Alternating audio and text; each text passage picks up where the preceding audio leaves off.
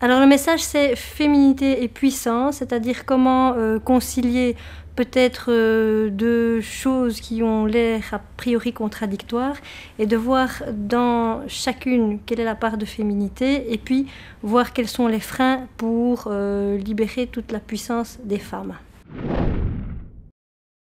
Selon l'approche qu'on a développée, donc basée sur les neurosciences, on a fait une étude en France où on a eu 1700 femmes qui ont répondu. Et parmi ces femmes, on voit qu'il y a certaines choses qui sont difficiles pour elles, notamment gérer les rapports de force, donc les comportements de dominance.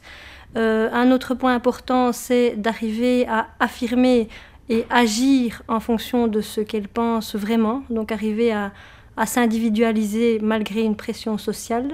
Et la troisième chose, c'est d'arriver vraiment à être dans ce qu'elles aiment. Selon les différentes zones cérébrales, on a développé différents outils. Donc, par exemple, il y a une zone qui gère tout ce qui est confiance en soi. Et donc là, par rapport aux femmes qui veulent avoir une position au top, c'est d'arriver à développer la confiance en soi en partant de notre fonctionnement cérébral. Il y a une autre zone qui gère tout ce qui est motivation.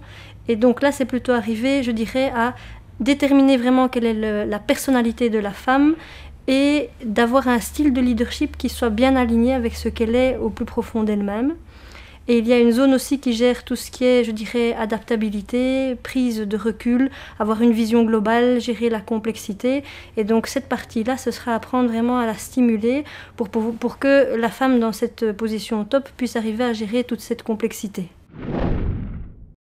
Je pense remercier Isabella Lenarduzzi pour tout ce qu'elle fait par rapport à ce réseau, tout son enthousiasme, la passion. Donc je pense pour moi la passion c'est important. Et puis alors aussi je pense que c'est une date symbolique pour arriver à ce que les femmes aient de plus en plus des positions au top et peut-être équivalentes aux hommes. Donc je trouve c'est prometteur et je voulais vraiment remercier le réseau.